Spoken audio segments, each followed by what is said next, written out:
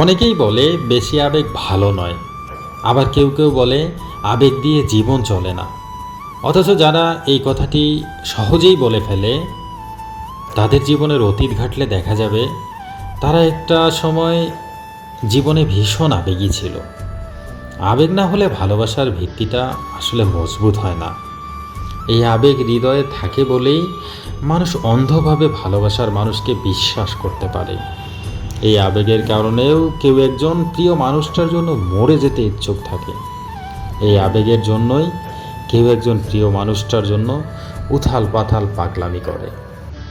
অথচ সময়ের ব্যবধানে এই আবেগী মানুষটাও বাস্তবের জীবন সম্পর্কে অবহিত হয়। যে মানুষটা আবেগের নদীতে ডুবেছে, একসময় সেই মানুষটাই আঘাত আর যন্ত্রণা আজকে তাকে বদলে দিয়েছে। দুঃখ কষ্টগুলো এখন তাকে টলাতে পারে না, যদিও মনে মনে সে ঠিকই কষ্টের স্রোতে ভেসে যায়, কান্নাগুলো তার আড়ালেই ঝরে যায়।